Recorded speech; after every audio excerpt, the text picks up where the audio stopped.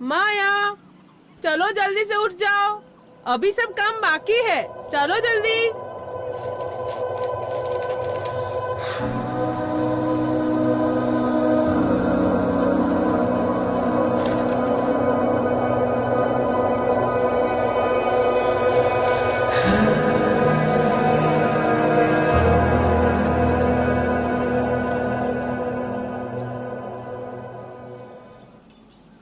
बापू, मुझे भी भैया के साथ स्कूल जाना है।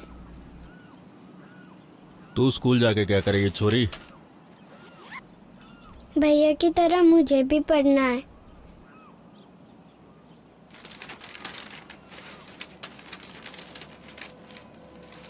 तू पढ़ाई लिखाई करके क्या करेगी छोरी? हैं? किशन तो पढ़ लिख के बड़ा आदमी बनेगा, तू तेरे कामों में मन लगा। तेरी माँ ने बताया नहीं? पर बापू, घर का काम तो माँ मुझे सिखा तेरी देगी। माँ को पूछ, वो कभी गई है स्कूल पढ़ने के लिए?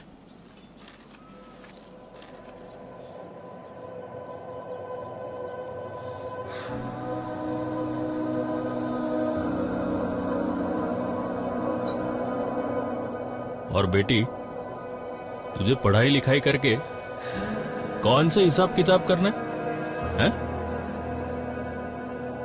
घर के काम में मन लगा, आगे जाके ससुराल में यही सब करना है। हाँ?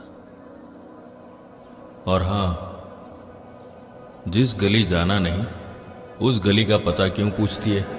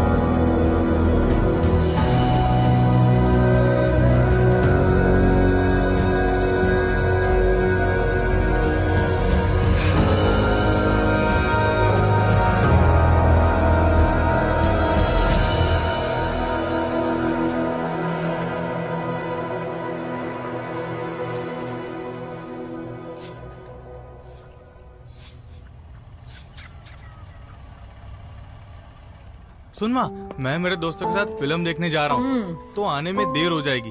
और हाँ, बापू को मत बताना। ठीक है बेटा।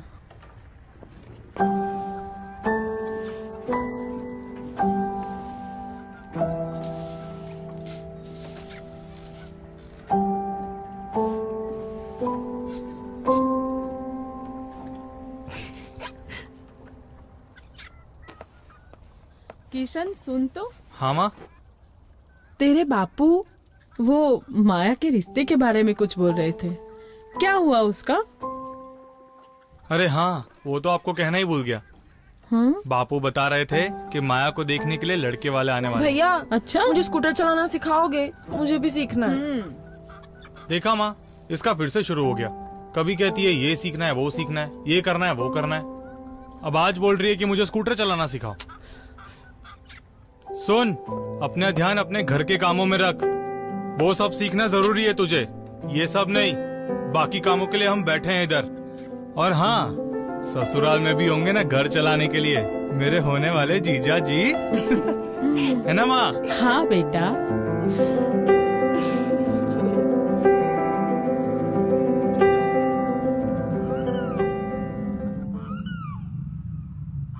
बाबूजी,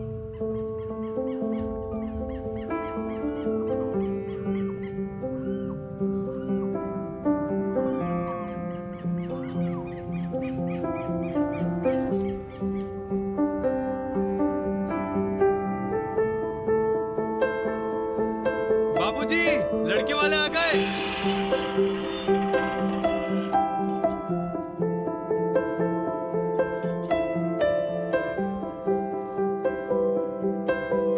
नमस्ते नमस्ते।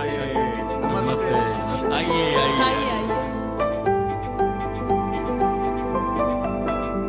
अरे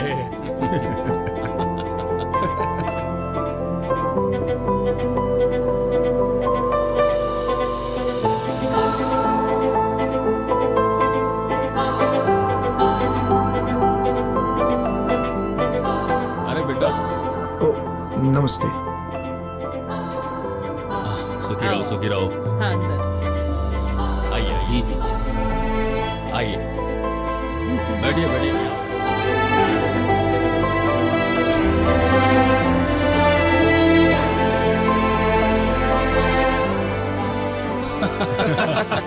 एकदम सही कहा। जी जी। अरे मुकेश बेटा, कब से क्यों चुपचाप बैठे हो? अपने बारे में कुछ बताओ तो सही। जी, शहर में मेरी कॉस्मेटिक की दुकान है। अच्छा, इसीलिए तो इतना गोरा है हमारा मुकेश। सही है सही है। माया, मेरी लाडो बिटिया, फूलों की तरह पाला है उसे। बचपन से हर एक इच्छा ही पूरी की है उसकी।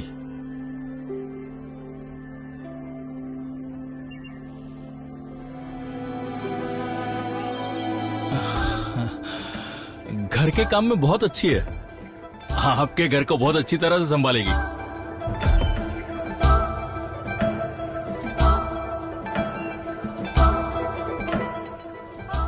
बिल्कुल ऐसे ही होशियार और सुशील बहू चाहिए थी, जो घर को भी संभाले और हमें भी। बिल्कुल। और बाकी सारी जिम्मेदारी संभालने के लिए तुम है ही। हाँ, है भाई।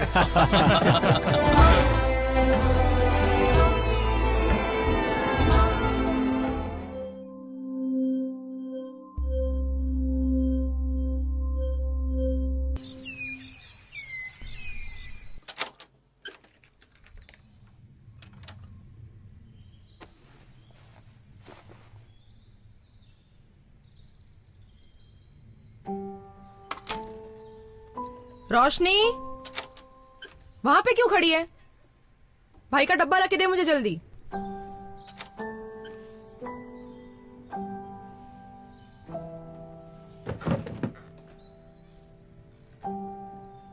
मम्मी, मुझे भी भैया के साथ स्कूल जाना है। तू क्या करेगी स्कूल जाके? मैं गई हूं कभी स्कूल? तुझे सिर्फ मुझसे घर के काम सीखने हैं। बताया तो है पता नहीं कितनी बार।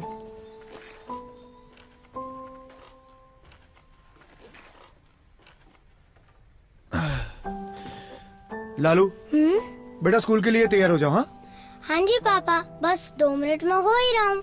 बेटा, स्कूल में मन लगा के पढ़ना। ओके। माया, हाँ, मुझे आज आने में थोड़ी देर होगी, लेकिन तुम मेरा पसंदीदा गाजर का हलवा बनाती हो ना, तो शायद मैं घर जल्दी आ जाऊंगा। ठीक है?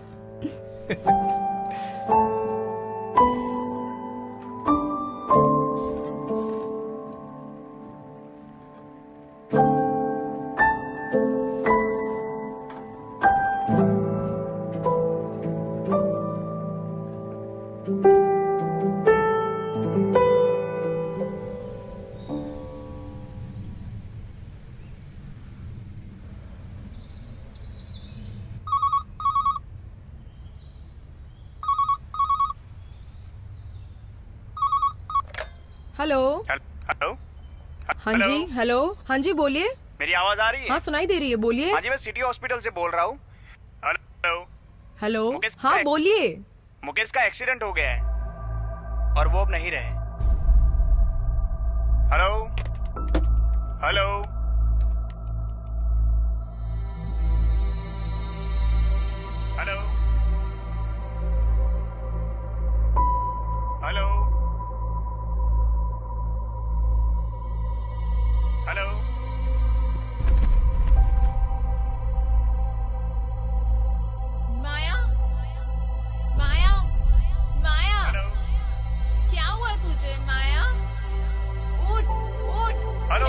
हेलो। हेलो, हाँ जी, सुन रहे हो? हाँ जी, मुकेश का एक्सीडेंट हो गया है और वो अब नहीं रहे।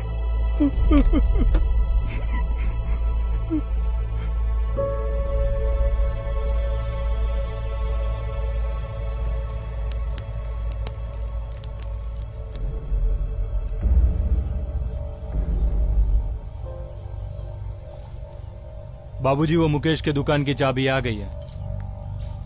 कोई संभालने वाला तो रहा नहीं। वैसे भी मुझे नौकरी से फुर्सत मिलती नहीं,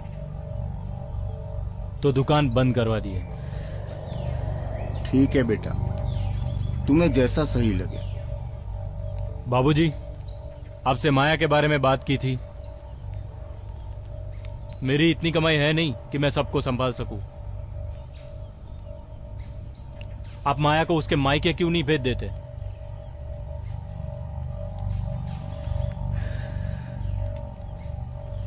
ये सब मेरी जिम्मेदारी नहीं है। चल छोरे। बेटा, इस उम्र में अब मैं कैसे किसी की जिम्मेदारी संभाल पाऊंगा? मेरी लाचारी और मजबूरी को समझो। मुझे माफ कर दो बेटा, मुझे माफ कर दो।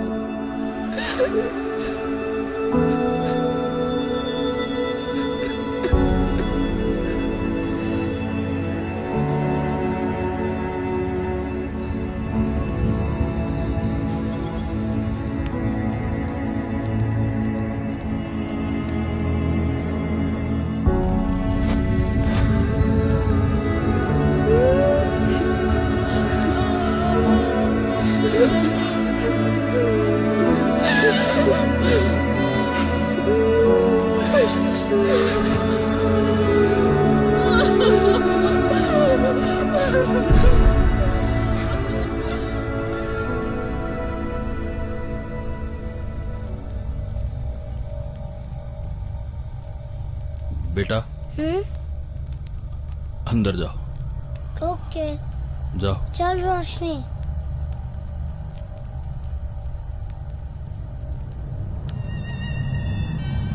बापू, माया और दोनों बच्चों को यहाँ भेज देने का क्या मतलब होता है? माया को संभालना उन लोगों की जिम्मेदारी है। उन लोगों ने नहीं संभाला, इसीलिए तो भेजा है। इसका मतलब जिंदगी भर अब हम संभाले? मैं नहीं कर सकता। अपना ध्यान अपने घर के कामों में रख, और बाकी सारी जिम्मेदारी संभालने के लिए तुम है ही, है भाई। बापू, आज ना मुझे किसी की बहुत याद आ रही है। आज मुझे वो 10 साल की माया याद आ रही है। वो छोटी सी मासूम सी माया जो अपने बापू पर आश्रित थी, जिसके दिल में मुझे भी पढ़ने भैया का के ख्वाब साथ उठा स्कूल था, जाना है। जो स्कूल जाना चाहती थी। अपने भाई की तरह ही वो भी पढ़ना चाहती थी, आगे बढ़ना चाहती थी। वो माया जिसको आपने मार डाला, उसके सपने, उसकी जिज्ञासा को छीन कर। क्योंकि आपके हिसाब से तो पढ़ाई करने का हक, सपने देखने का हक सिर्फ छोरों का ही होता है ना। मैं फिर भी खुश थी, जिंदा थी मैं, अपनी माँ की तरह, उन हजारों औरतों की तरह, अपने बच्चों और अपने पति के लिए बहुत सारे बलिदान देती थी।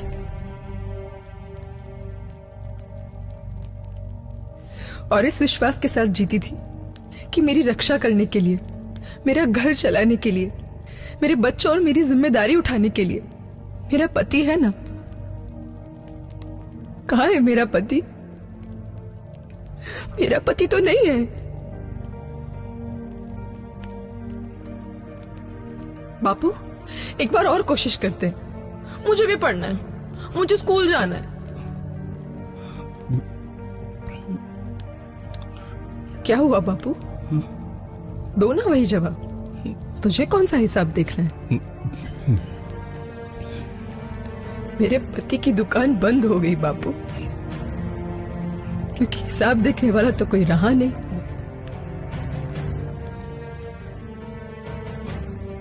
किशन, भैया मुझे स्कूटर चलाना सिखाओगे? मुझे तुम्हारी वो किताब पढ़नी है। मुझे गिनती सिखाओ ना। क्या हुआ किशन, तुम भी बोलो ना कि मुझे तो ससुराल जाना है और वहां तो तुम्हारे जीजाजी होंगे सब कुछ संभालने के लिए। किशन, तुम्हारे जीजाजी नहीं रहे।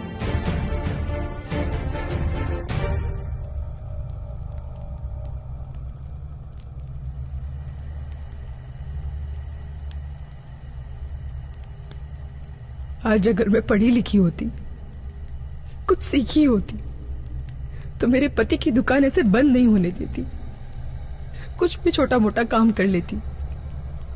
लेकिन इस तरह मुझे अपने और अपने बच्चों के लिए किसी के आगे हाथ नहीं फैलाने पड़ते, किसी पे बोझ नहीं बनती मैं। बापू, आपने तो मेरी हर इच्छा पूरी की थी ना, तो मेरी पढ़ने की इच्छा को पूरा क्यों नहीं किया? क्यों आपको छोरियों को पढ़ाना जरूरी नहीं लगता? क्यों हमेशा हमें यही सिखाया जाता है कि पढ़ना लिखना, कमाना, घर चलाना ये सब सिर्फ मर्दों का ही काम है? हमेशा औरतों को मर्दों पर निर्भर बनाया जाता है। क्यों हमें आत्मनिर्भर नहीं बनाते?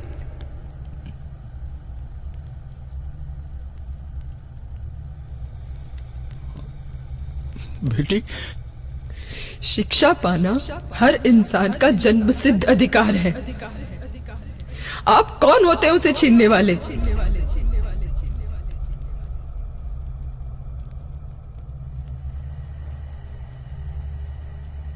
उस दिन मुझे अपनी गलती का एहसास हुआ। एक पिता होने के नाते मेरा प्रायश्चित तब तक पूरा नहीं जब तक समाज में समानता का अधिकार ना हो। इसमें लड़का और लड़की में भेद कैसा? आज मुझे लगता है कि वो कन्यादान अपने आप में पूरा नहीं जब तक हम अपनी बेटियों को शिक्षित ना करें और उसे आत्मनिर्भर ना बनाए। मेरी हर पिता से विनती है कि वो अपनी बेटियों से शिक्षा प्राप्त करने का अधिकार ना छीने।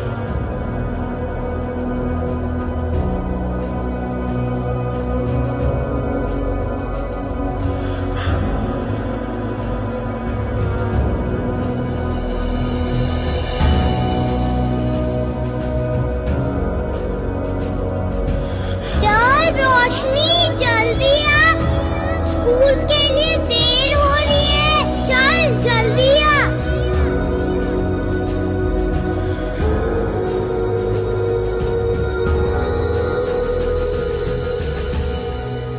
मेरी जिंदगी में दूर दूर तक सिर्फ अंधेरा था। बाय। कोई रास्ता नहीं दिख रहा था, लेकिन मैंने उम्मीद नहीं छोड़ी।